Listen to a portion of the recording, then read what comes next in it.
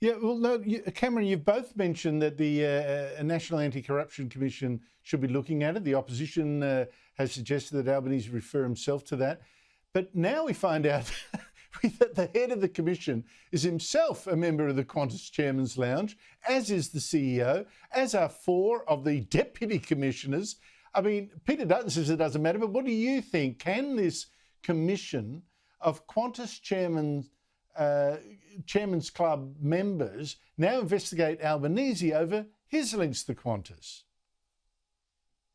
Well, just being in the Chairman's Club doesn't mean that you're corrupt or that you've got a problem. So let's set that aside. I mean, I think it's an image problem. I agree with Michael that Qantas should absolutely axe the Chairman's Lounge after this. It should be gone. Should be gone.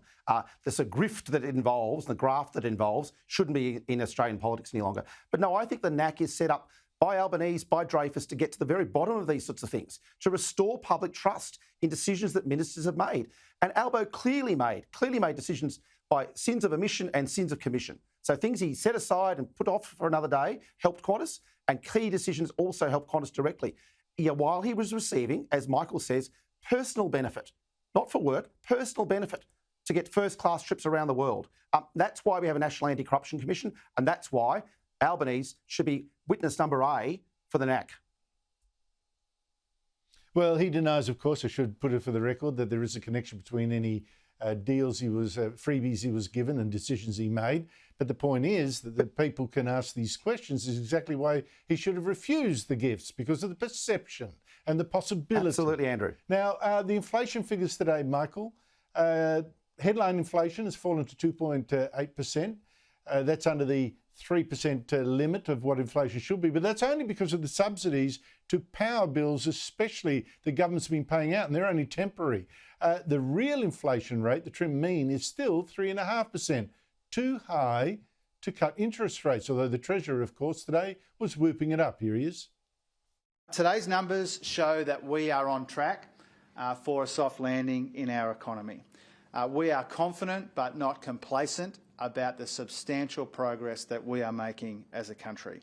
Inflation is back in the band. Michael Costa, they are coming down, so that is good. But what do you make of the figures and the chances of an interest rate cut before the election? Well, I don't think there'll be an interest rate cut before the February RBA board meeting. That's what's clear from today, because, you know, you can spin it all you like, but the bottom line is it's still outside. The trim mean is still outside the band.